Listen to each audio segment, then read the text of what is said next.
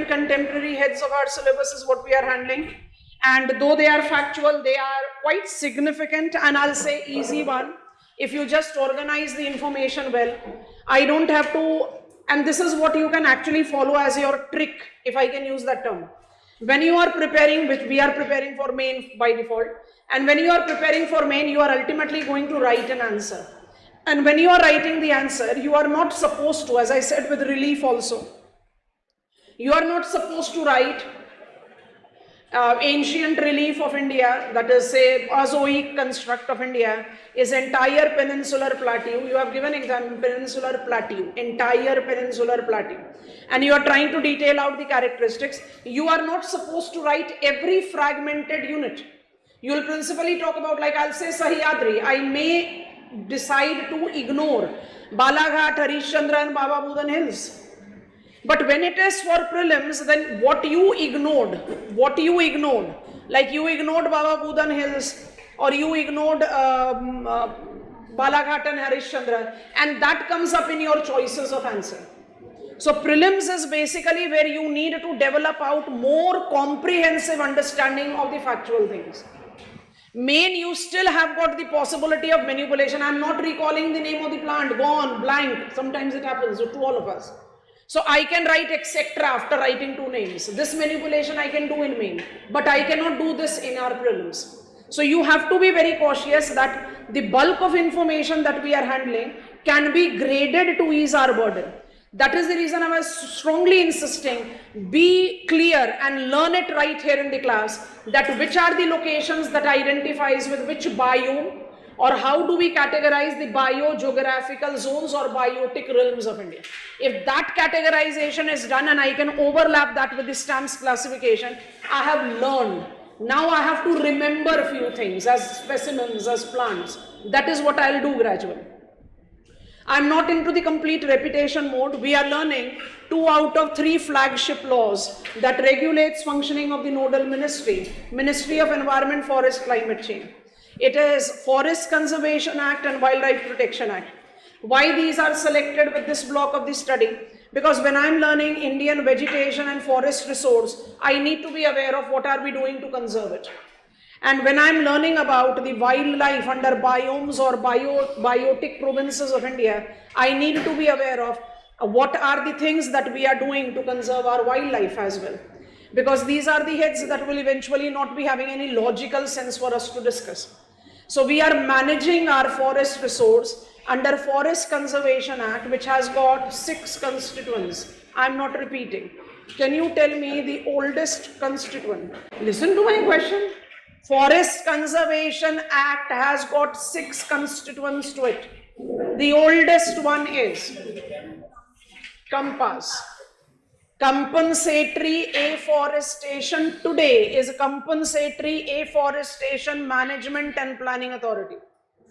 What is the challenging thing, adversity that goes up with the Forest Conservation Act? What is the adversity? Negativity. It is not involving grassland. It doesn't involve grassland. Grassland habitat is considered to be the most ignored habitat in our country. And that is what we have taken up as a link to proceed to the study of wildlife. Because with wildlife, we have got the problem with birds. Though we are running a program, recovery program called Project Vulture, Project Bustard, Project Hangul. Hangul is animal. You have to understand that these birds required to be conserved by first conserving their habitat. And grassland is by default, even if it is wooded grassland. If it is uninterrupted grassland, we call them which type of plants? Herbaceous. Herbaceous.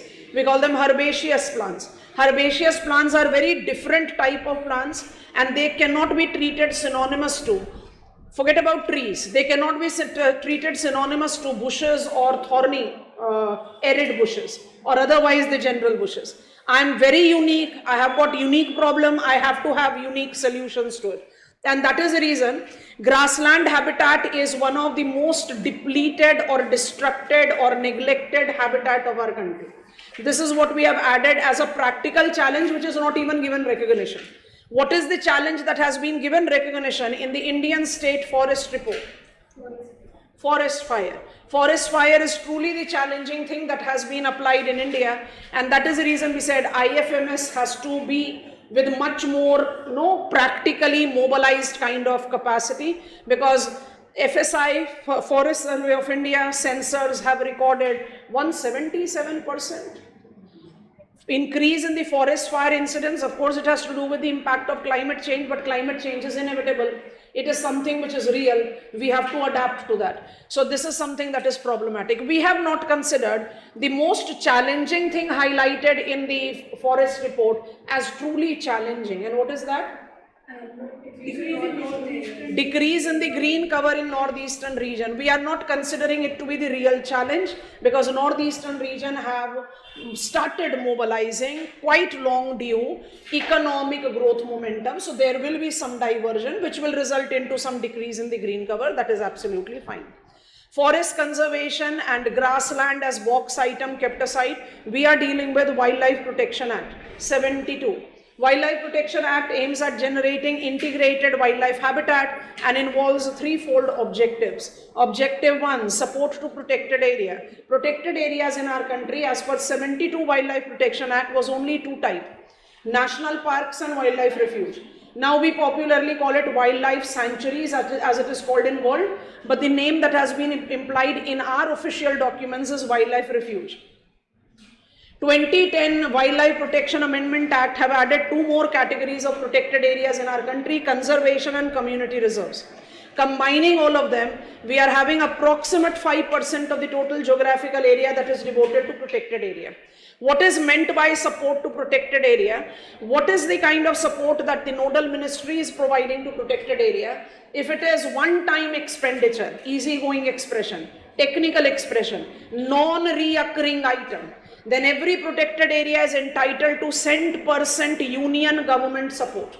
Second, all the protected areas which are in fragile ecological setup, be it mountain, be it coast, be it desert, or it is having the endangered specimens with them, even for reoccurring expenditure, technical expression, reoccurring items, union government provides 100% financial support. However, for rest of the protected area, it is resource sharing between union and state government for reoccurring items. This is the international support. I have advised you to take it this way. If you are writing answer, it becomes organized. What is international support? It is UNESCO that is requested by the nodal ministry to give recognition to some of the protected areas of our country which we think is too endemic, too endangered, and is required to be given recognition into the global domain. UNESCO team has its call. It will survey. After surveying, it will decide whether it has to keep that in tentative list or the final list, but eventually it does so. International support is always technological support, fund support. Who provides it? UNESCO. How it provides it? By giving recognition to protected area in UNESCO's international list that is called MAB list and World Heritage Convention natural sites. In India, we have got 12 out of 18 biospheric reserves that are enlisted as MAB site, and we are having 8 World Heritage Convention site, which very clearly justifies that the protected areas of our country has been given, I'll not say due representation, but has been given a favorable representation and technological monetary support by UNESCO as well. This is support to protected area. What is objective number 2? Objective number 2 is recovery program. Why do I require recovery program? Because our specimens are suffering from population decline. As we learn biogeography, we learn the technicalities of what is the reason that our population of wildlife or insect or reptile is on decline. Because there are multiple avenues which are correlated with them. So we don't talk about them technically here. Population is on decline, man-wild conflict is on increase, all that taken into account, there is the attempt for us to revive the depleted population of some of the specimen in our country. This is called recovery program. Recovery program involves two dimensions. One, flagship. It is priority program. Priority program is applied to national animal and national heritage animal. When I talk about national animal and national heritage animal, flagship means I have got National Conservation Authority for me.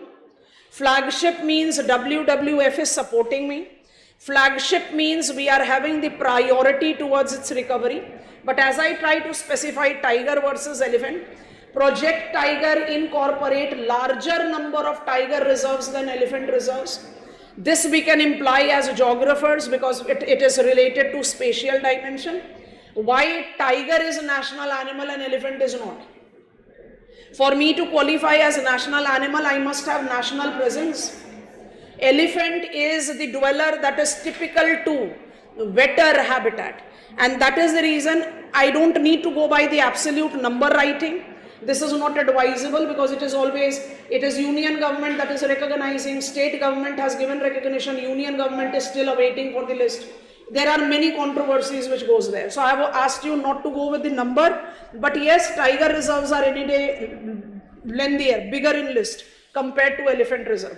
Two names I have specifically asked you to take up, Bandipur and Nagarjun Sagar Srisailam, because when I talk about these two reserves, Nagarjun Sagar Srisailam is the largest tiger reserve of our country, and Bandipur is both tiger and elephant reserve. But we have to be very cautious that when I have to make a match, I'll say Bandipur will be first matched up with elephant, because Bandipur has got the highest elephant density among the protected areas as elephant reserve. New dimension has been added to Project Tiger and Project Elephant. I need your help. M stripes for Project Tiger and Mike for Project Elephant. It basically is oriented towards enhancing whatsoever we have achieved. We have increased the number of black cats. We have minimized the elephant and human conflicts. Corridors of migration of elephants have been made much more safer today. It is basically the success that we can apply with Project Elephant. So justifying that, we want to build over whatsoever we have done. Now we are proceeding further to our next step. It is still with recovery program and it is non-flagship recovery program. Category number 2, non-flagship. 2 part B. Recovery program, non-flagship.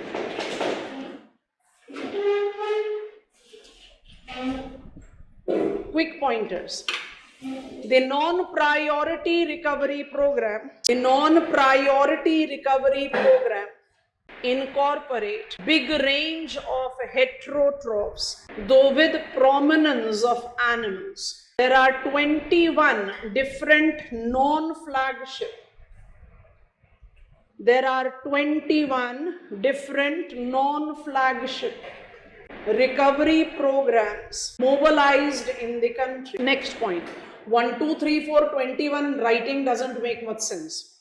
Newest addition to the list of recovery program, only new name that I have not asked you to write. Nadan terrapin, lotic turtle. Lotic, please help. Do you think I'll take fresh water? I'll definitely not take fresh water. Lotic matlab kya? Running water. Lotic, lentic, both are fresh water. Nadan terrapin, lotic turtle. Next, all the rest of the 3 you are aware of it. Clouded leopard, red panda and humpback whale. Project Ghadiyal and Project Vulture involves uniqueness as they incorporate element of captive breeding, boldly underline, element of captive breeding to urgently revive exponentially depleted population. Last pointer. The specialized specimen of the country, as Asiatic lion. You are aware of all these names. Write names in list. Dugongs, marine mammal, recalling, littoral we wrote down. Dugongs, wild ass, one-horned rhino, Malabar civet, Nilgiri Thar, represents other recovery programs. I have given sufficient representation, yes or no?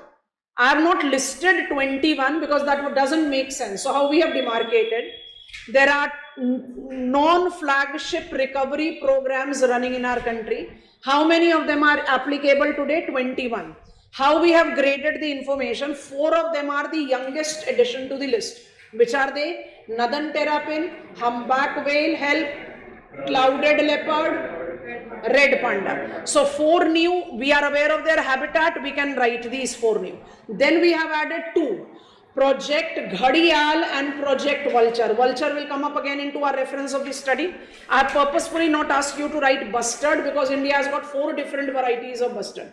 What was the reason we selected Project Ghadiyal and Project Vulture? They are those non-flagship recovery program which has got a unique dimension to it of captive breeding. We want to revive the depleted population quite urgently. And what has been the reason of that a tremendous dip in the population?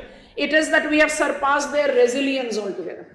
After this, can I leave this as open-ended that we are running many more recovery programs? No, what we have done, we have taken all the specialized specimen of the country, which have got something very specific as the habitat.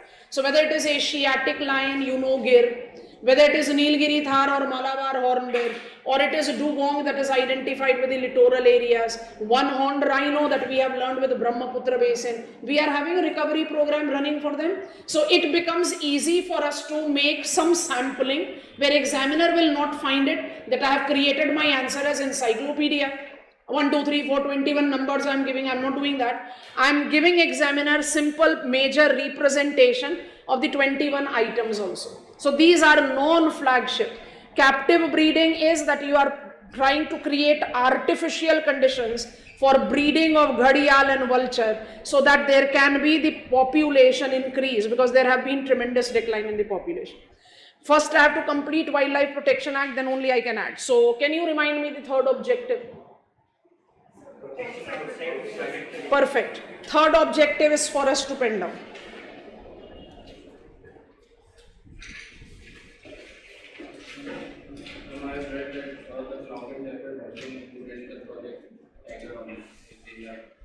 Leopard and tiger are 2 different specimens. They are not incorporated. They are incorporated in recovery program. That is the correct thing for us to see. The clouded leopard is the snow clouded leopard, right? No, snow leopard program, we have got a different program that we are learning.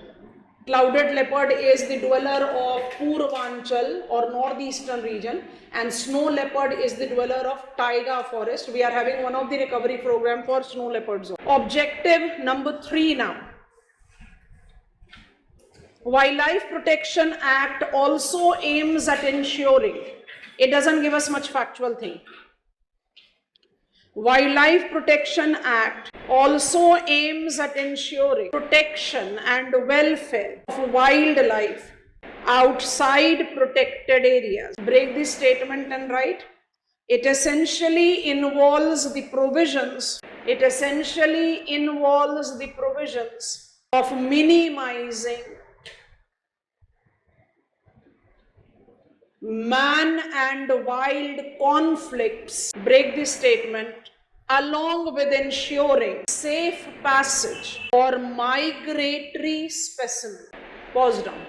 Integrated wildlife habitat is to be developed under Wildlife Protection Act 1972 in order to fulfill the objective of generating integrated wildlife habitat.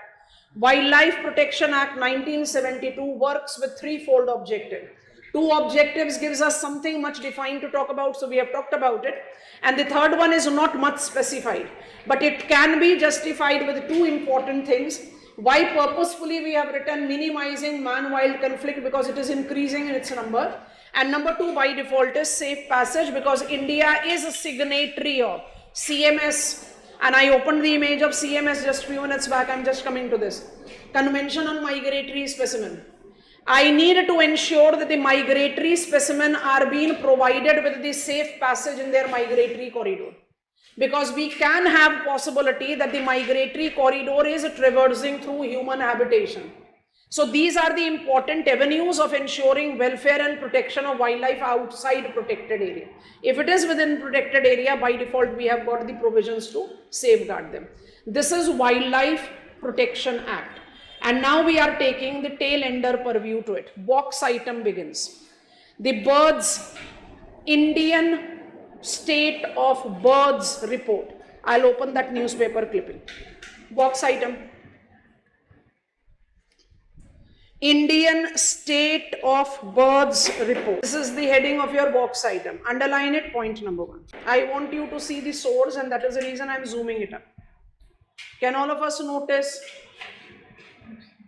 State of Indian Bird 2020. Range, trend and conservation status. 2020 was the year that for the first time, we are almost halfway done with 2024 also. First time ever, State of Indian Bird Report have been mobilized in the country. Prior to that, you have already listed vulture, bustard, yes, are examples of what? Birds, and you are conserving them under what? Wildlife Protection Act. There is the requirement for us to become specified. So point number 1, the State of Indian Birds Report 2020 is the first ever attempt in India,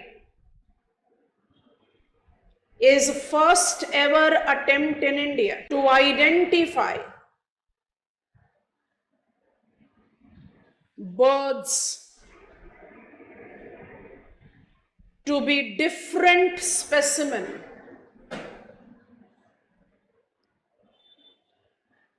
than general wildlife. This report incorporated approximate 900 bird species, with their categorization into 3 different categories.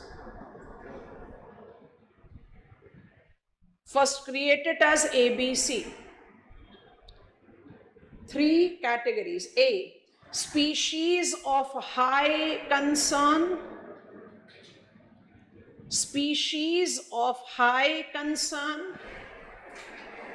B, species of moderate concern, species of low concern. Brief details now. The high concerned species involves the bird specimen that have registered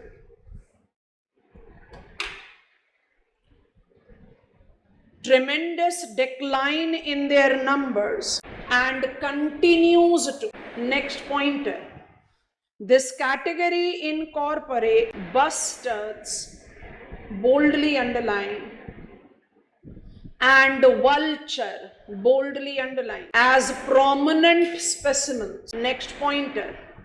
Bustards, the grassland dwellers, in all the 4 subspecimen. You know the names, so we are not rewriting. In all the 4 subspecimen have been registering continuous decline in the number, primarily due to habitat destruction. The birds that are categorized as raptors, feeds on the dead remains of the animals, raptors, also belongs to this category. All the 5 subspecimen,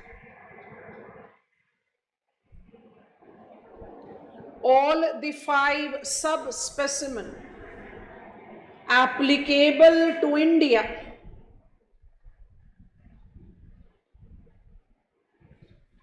have shown tremendous decline. White rumped vulture,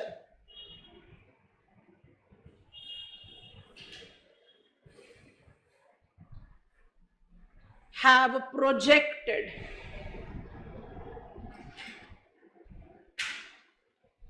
most severe decline in their numbers.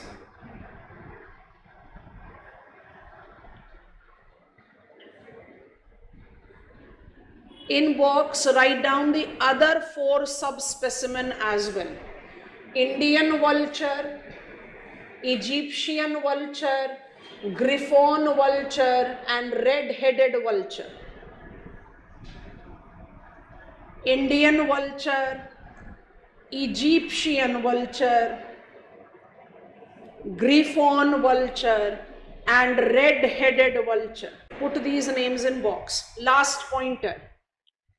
Decline of vulture population, though, is also related to habitat destruction, strong influence of anti-inflammatory drug diclofenac administered on livestock.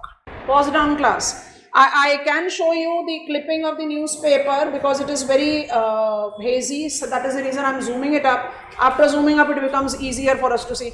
Can you notice we are aware of all four species: Great Indian Bustard, McQueen Bustard, Lesser Florican, Bengal Florican, and they are basically correlated with, right here, they are basically correlated with, they are dwellers of specialized habitat and there has been sufficient decline in their grasslands. Can you recall yesterday when we were talking about grassland, I said Project Bustard is the reason that grassland are gradually getting the prominence that they were required to be given. Vulture we kept in reserve. We never talked about vulture in details while learning about the habitat. India is home of 5 different varieties of vulture. And vulture, like bustard, are the specimens of the bird that are of high concern. What is high concern in the bird state report?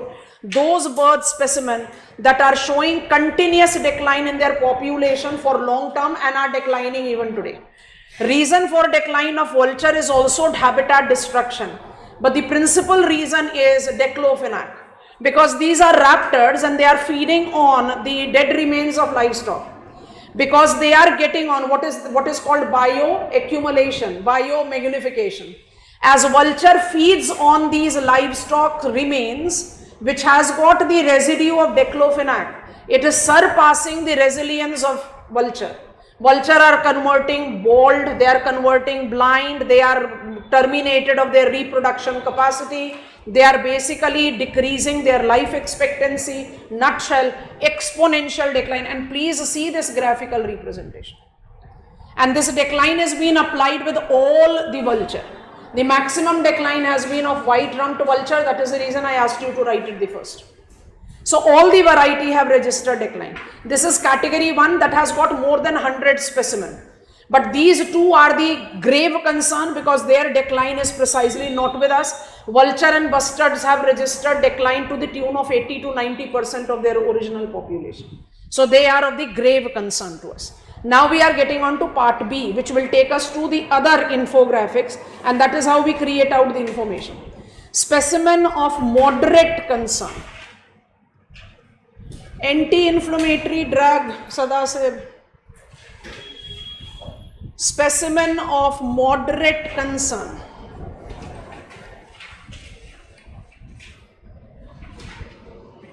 This category incorporates more than 300 specimens that have been showing fluctuating trends of population and thus are required to be closely monitored so as to reduce their potential decline. In this category, greater flamingo, lesser flamingo, greater knot, Eurasian curlew are prominently included. Star mark pointer. All these specimen forms the migratory specimen, dominantly including, boldly underline this, Central Asian flyway. Central Asian flyway. They also associate themselves with East African, West Asian flyway as well as East Asian, Australasian flyway. Pause down for a while. We have 9 flyways on the map of world. And they all are given recognition under CMS, that is Convention on Migratory Specimen. Migratory specimen can be aquatic, terrestrial or aerial. Right now we are talking about birds. So the migratory corridors for birds are called what? Flyways. Flyways are demarcated those path of migration that is utilized by birds. When I talk about the flyways, that is the migratory corridors of the bird, most of the names speak for themselves as soon as you see it on the map. If I make it more darker, you can see it is for the virtual class students. I have completely darkened it. You must be noticing the map background. If you try to see North America, South America, and how many flyways we are demarcating it, name is speaking for itself. It is Pacific Americas, it is Mississippi Americas, it is Atlantic Americas. 3 flyways here. By default, India is not concerned with it. I have crossed to the eastern shoreline of Atlantic. It is East Atlantic. Relative location, east of Atlantic, west of Europe and Africa. It is East Atlantic, right? So it is East Atlantic, number 4, Western European, number 5, Black Sea Mediterranean, number 6. 6 are done. I am not concerned with it. What I am concerned with right now, Central Asian, can you notice maximum of India is covered here? Part of India do incorporate the overlap of East African, West Asian, and minor part of Northeastern India incorporate East Asian, Australasian. So out of 9 flyways that are being demarcated on the map of world, India relates to 3 of them. Which is most prominent? Central Asian flyway.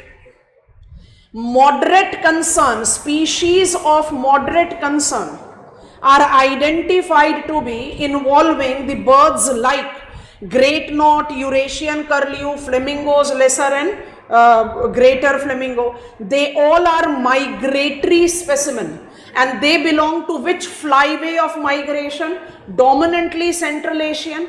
Also include, now create out the name yourself, also include West Asian, East African, or East Asian, Australasian. India has got 3 out of 9 flyways. Are we comfortable there? Yes or no? Next pointer now. You are not required to draw any flyways. I opened this diagram because I want you to have the visual clarity. Next pointer. The concerned specimen essentially includes water birds, and that has been the reason that water birds conservation program, as migratory birds action plan has been mobilized in India. The mobilized wetland, you will not write all the names, will mark them as map item, but we'll write some names. Some we wrote yesterday also. There is a repetition, names becomes, are you recalling ICMBAs? Some we wrote yesterday also. So it is Sundarbans here, Pulicat. I want you to write Nal Sarovar, Sambar, Harike, Pong. Pong, Harike is man-made. Sambar is salt water. Nal Sarovar is inland, and then Sundarbans, Koleru, Pulicat, these are quite popular examples. Sampling, few of them. I insist that you are writing Pong Dam, Harike wetland, Pong is in Himachal Pradesh, Harike is in Punjab, Sambar saltwater lake, Rajasthan, Nal Sarovar, Gujarat. Let it be this. Okay, finally, number C. Species of least concern. Those specimen which have been registered stability of population or population revival are included from among more than 400 specimen. House sparrow. Yes, mobile tar radiation. House sparrow and peafowl, peacock, peahen, both included. Peafowl makes the prominent specimen. Come on, peacock is a national bird. You dare not hunt it. It has been protected under Wildlife Protection Act, and it has been given conservation with the legal clauses. Automatically, this will provide on the increased number in the peafowl. And the house sparrow. Can you notice this? I have overwritten it so that it becomes visible. We are taking before 2000 and the increase in population. And please compare that with the graphical representation of vulture. So which are the specimens that are of low concern? The specimen which have either, and please see of the sparrow. Sparrows have been showing the decline in metros, but overall there has been the stability in their population. So specimens which are of low concern are those specimens which have either shown stability, sparrow is a good example, or have been showing increase in their population. We have got more than 400 specimens here. Sparrow and peafowl are the good examples. Now just relax and remind yourself how we have familiarized ourselves with the prominent birds of India by taking Indian State of Bird Report. Why we have created it as box item? Because we have not been giving recognition to bird as a separate entity. It has always been considered to be the part and parcel of wildlife. This report has given us, because I need to be aware of the status of the report. So this report has approximate 900 specimens taken into consideration. And we have graded the samples of the specimen into 3 categories. Species of high concern, they have been on continuous decline of their population. More than 100 specimens are there, but which have been highlighted: vulture, bustard. Wildlife Protection Act, we are running the recovery program of Project Bustard, Project Vulture, both of them. If that would have been fruitful, why vulture or bustard would have been in this list? So diclofenac, habitat destruction, revival of grassland habitat, all becomes mixed up. Then comes up specimen of moderate concern. Moderate concern specimen incorporate more than 300 specimens. They have not been on a tremendous decline of the population, but they are required to be monitored very cautiously so that the number do not start declining. In this category, the maximum specimen that we can highlight are the specimen that are number 1 migratory and number 2 are water birds. That is the reason the Central Wetland Conservation with Migratory Bird Program involves the mobilization of wetlands to the migratory specimen involving Central Asian flyway. These wetlands can be salt water, fresh water, man-made, natural, any. And that is the reason we have done sampling. And the specimen that we have familiarized ourselves with is not just flamingo but also knots and curlew.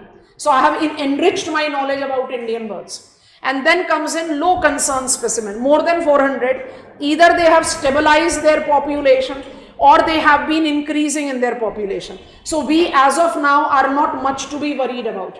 And when I take up the reference of these specimen, 400 plus, I am taking up reference of household sparrow and peafowl as a very good example. We require separate recognition for birds because they are different dwellers than wildlife. Covering them in the Wildlife Protection Act is nowhere wrong. I have been increasing the population of peafowl, but I have failed to do so for vulture. Project Vulture and Project Bustard is also part and parcel of your Wildlife Protection Act. We don't have any project called Project Peafowl. So what is the reason that peafowl is on increase? Because it is the national bird that has to be given protection because it has got the legal provisions added to it. So something specific is required and that can by default facilitate the ultimate objective. Close the box. If required, add it in your writing of Project Vulture, Project Bustard. If not required, remain confined with Wildlife Protection Act as threefold parameter. I hope this is comfortable. Please go back to your study plan page now.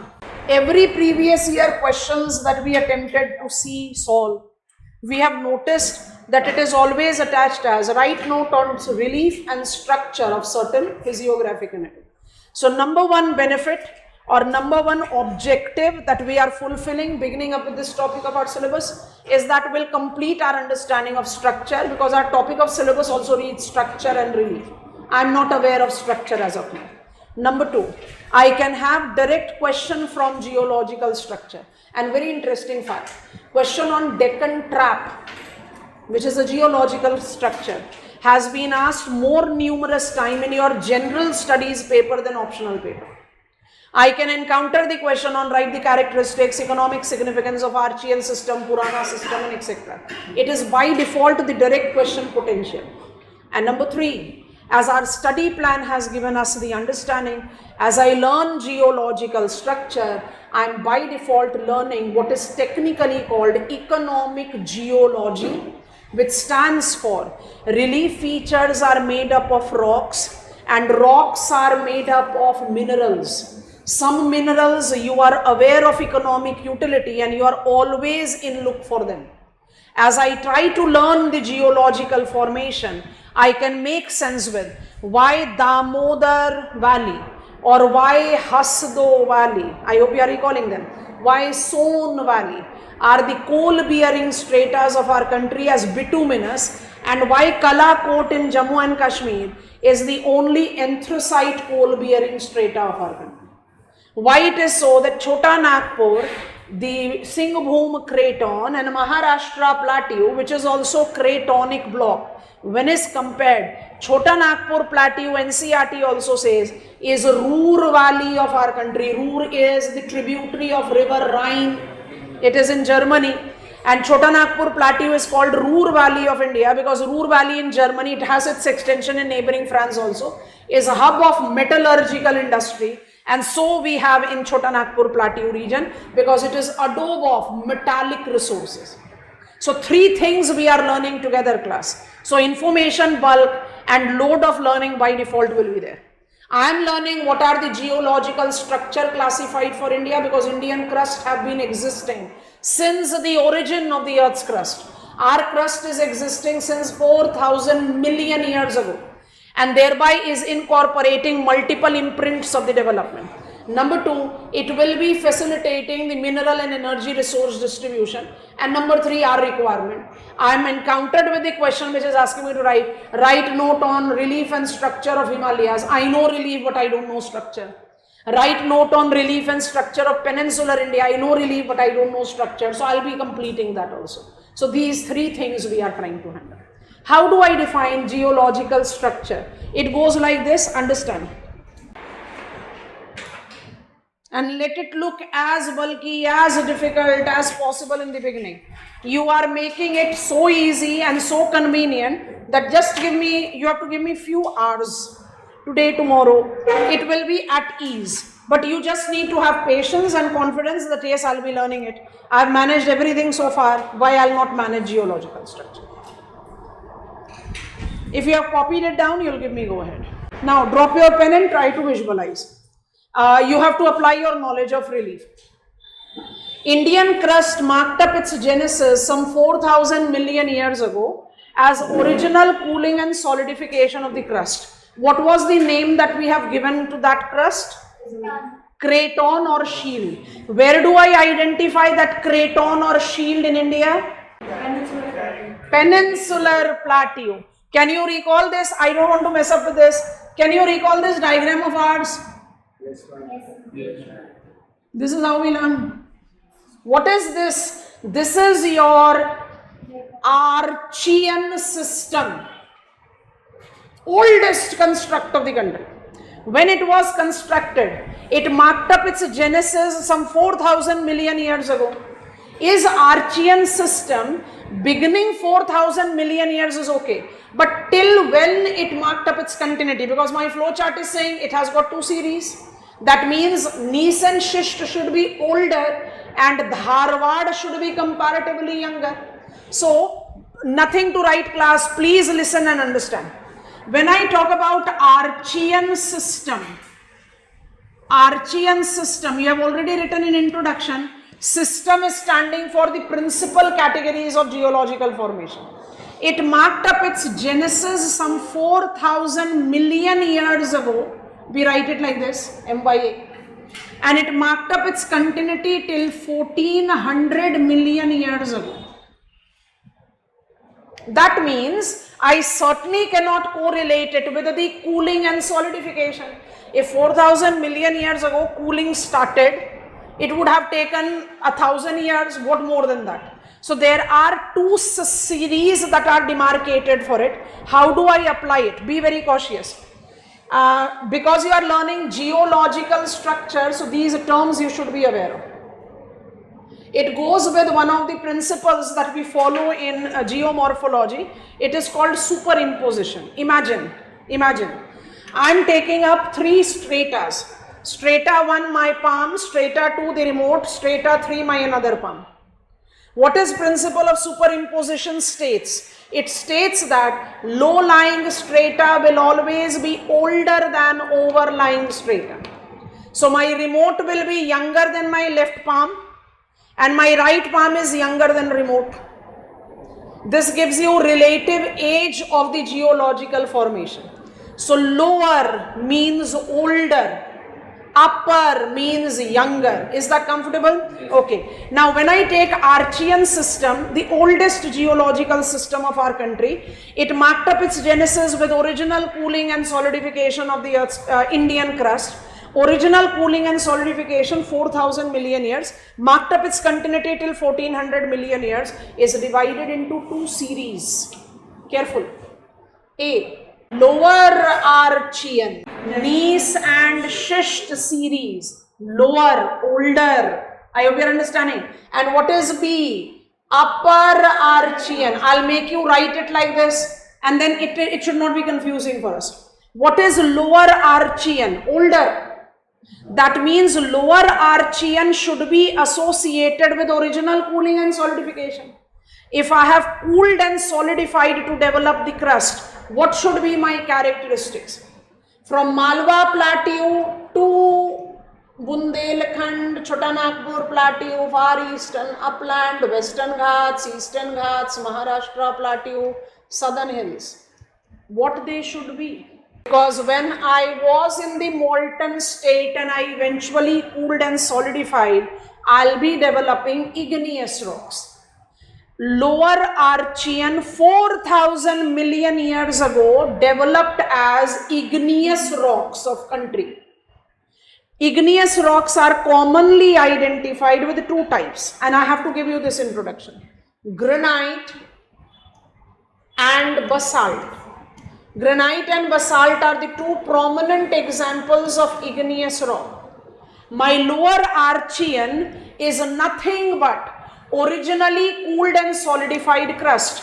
If it is originally cooled solidified crust, craton, shield, it has to be igneous.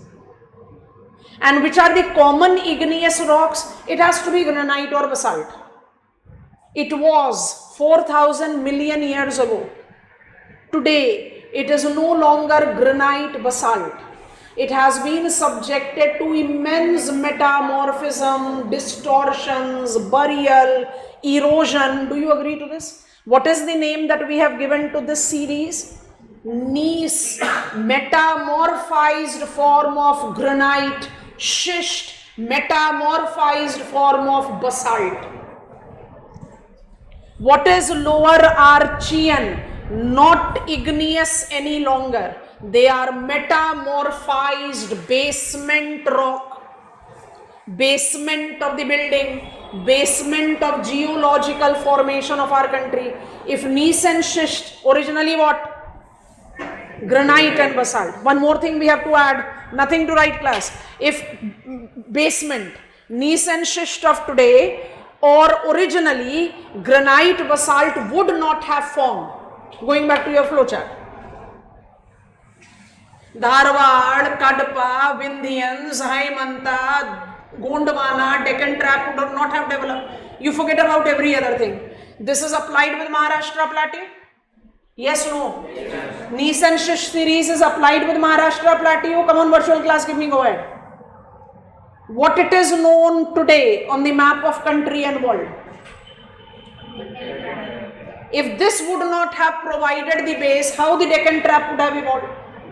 So what is this basement? What is this fundamental construct over which rest of the geological formations have evolved? I hope you are understanding. Okay. What is lower Archean? Lower Archean is called gneiss and schist series. Ideally, there are much technicalities to metamorphic rocks that we learn when we learn geomorphology, but right here. Metamorphic rocks, gneiss and schist. How do I interpret it? Gneiss is metamorphized form of granite and schist is metamorphized form of basalt.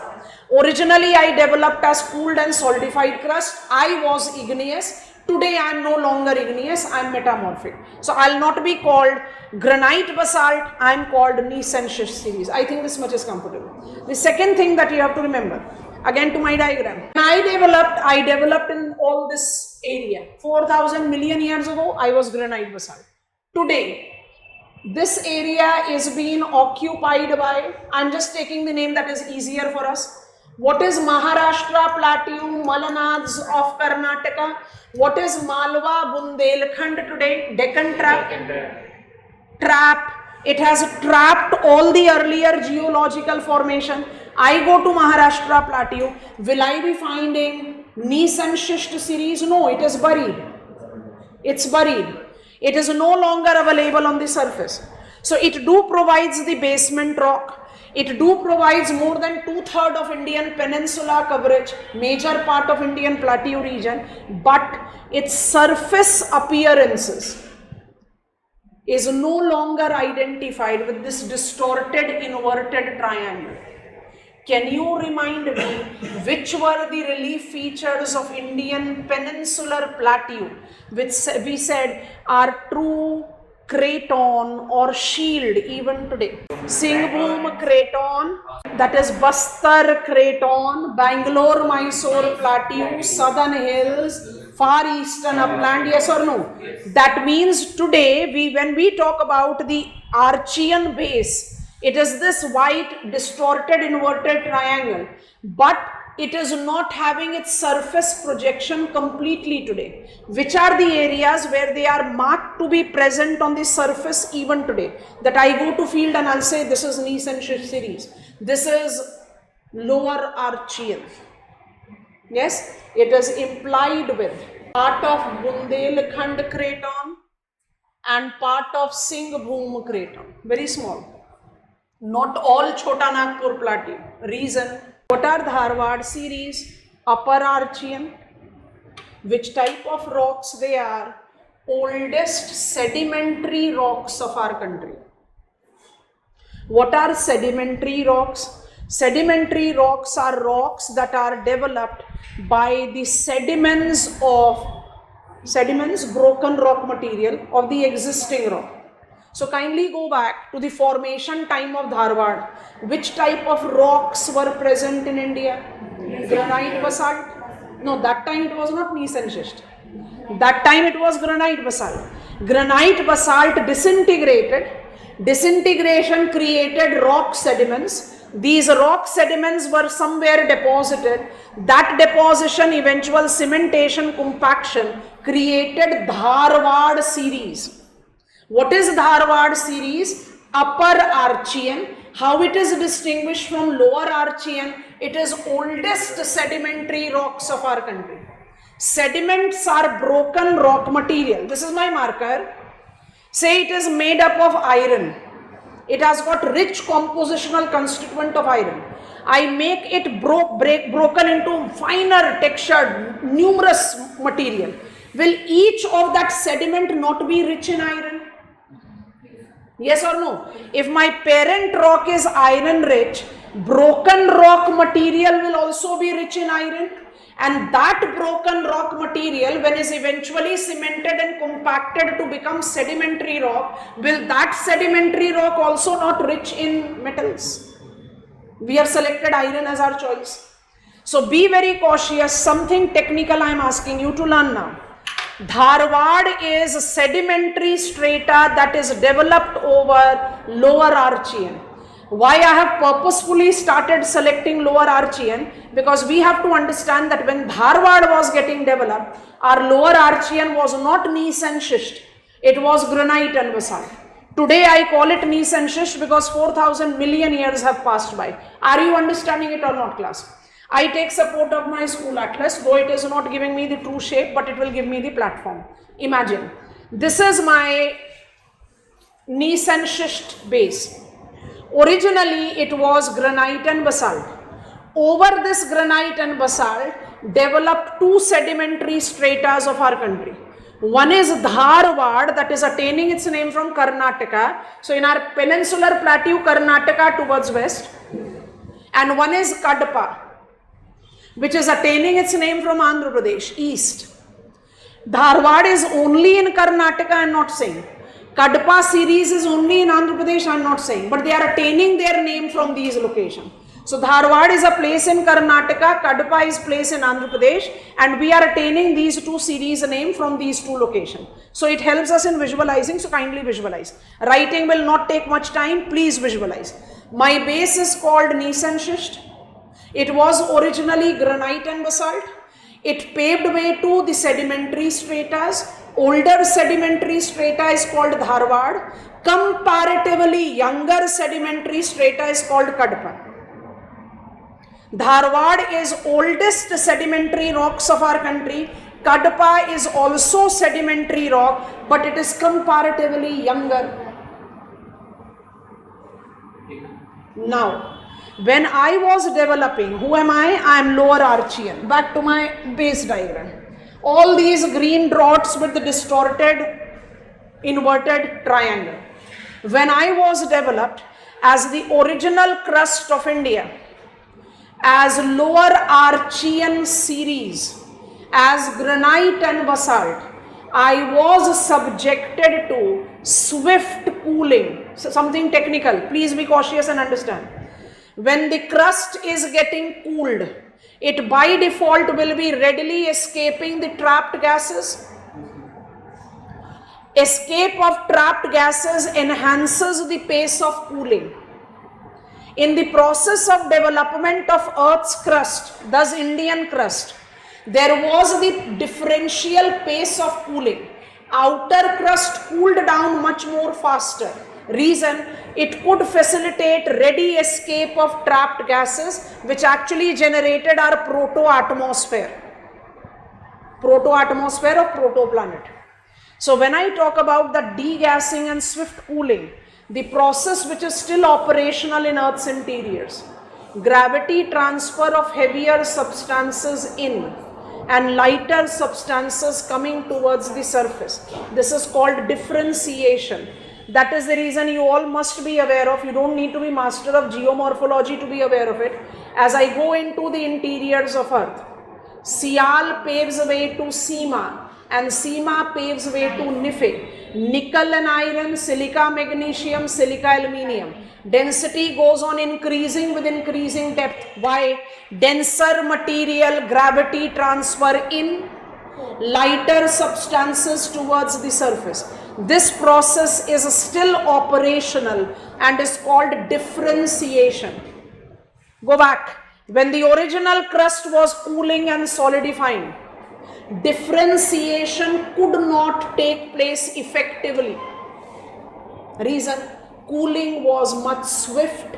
Reason, because of degassing, which resulted into the trapping of even the heavier substances in the generation of shield or craton. That is the reason shield or craton are adobe of metallic resources. Which is Indian shield? Kindly answer. Which is Indian shield? I just want one pair of words. Shabat, peninsular plateau. Just peninsula is incomplete. Yes or no? You have written assignment question also. Peninsular plateau is Indian shield.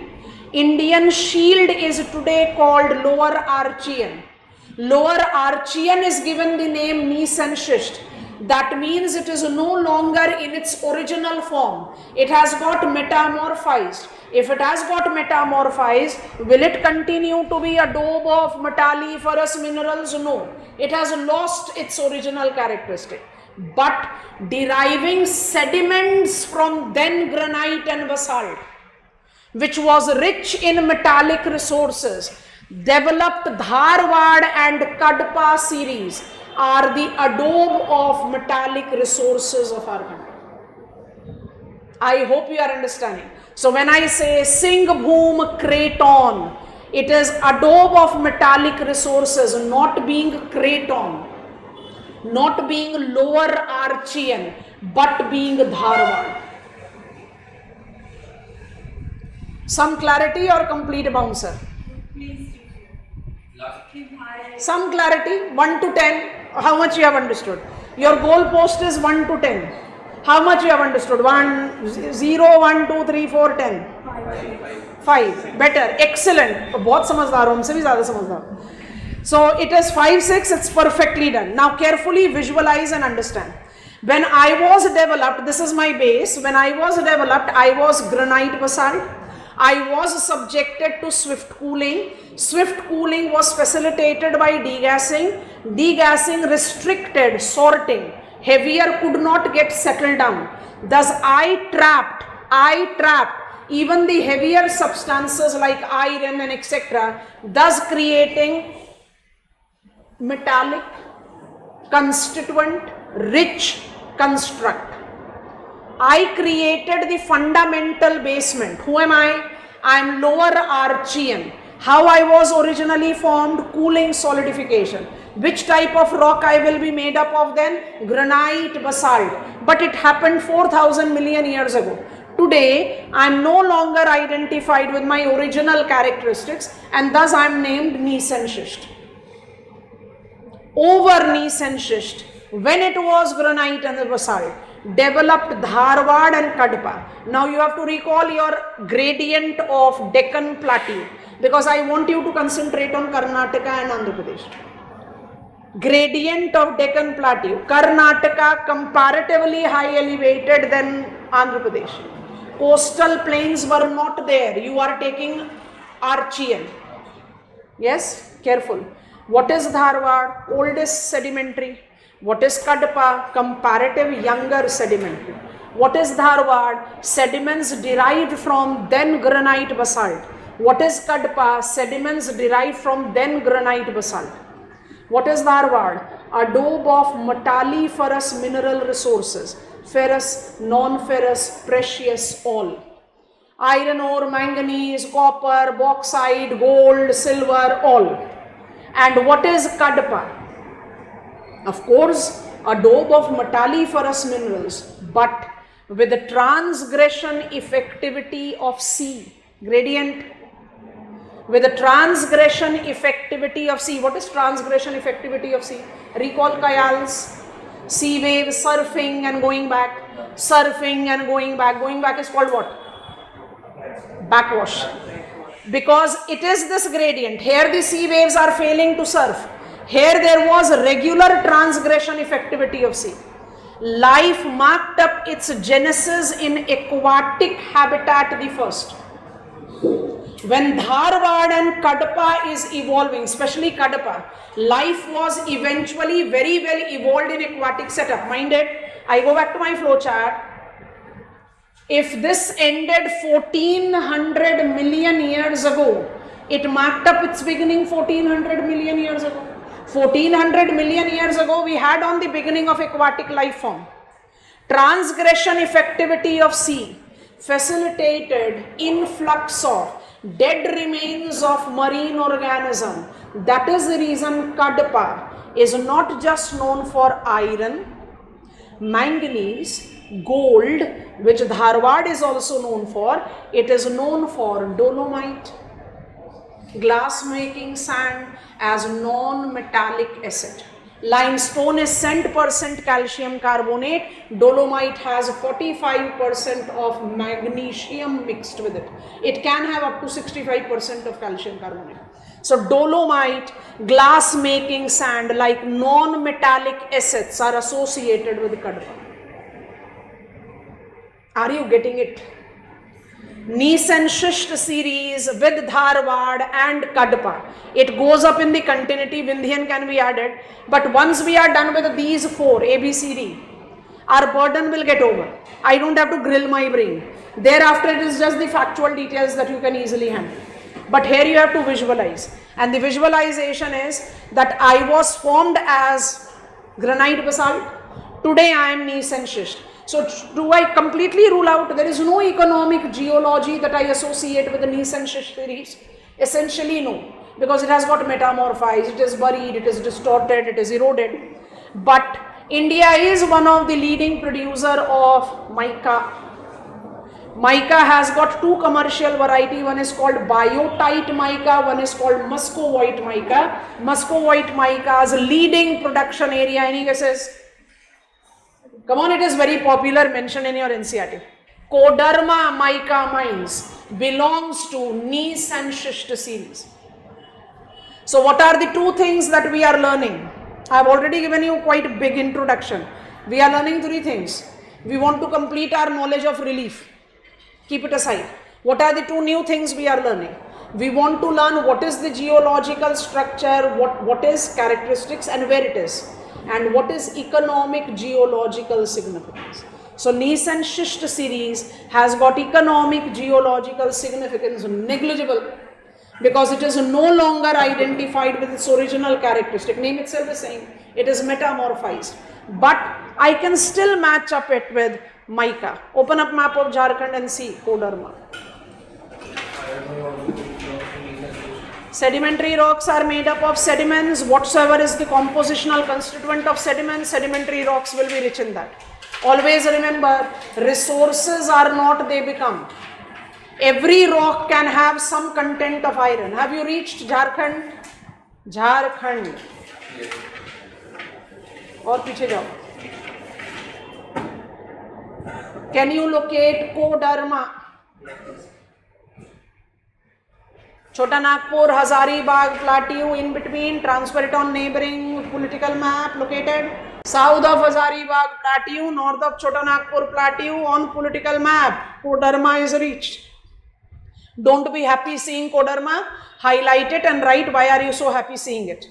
It is mica. I mess up my school atlas. What is the benefit that I give? Any time, for any reason, I am opening it. Even if I don't want to revise, I get the reminder, okay, mica. And now I was answering the question. When the sedimentary rocks are being formed, in cementation and compaction of sediments, what is the composition of that sediment will decide whether the sedimentary rock will be rich in which mineral resources. And always remember, every rock is compositionally mineral. I was just speaking about that. It's the fundamental of resource geography, which is now criticized in environmental study, and we call it frontier ethics. But right now we want to concentrate on economic geology. Resources are not, they become. Any natural thing will become resource when humans will start utilizing it.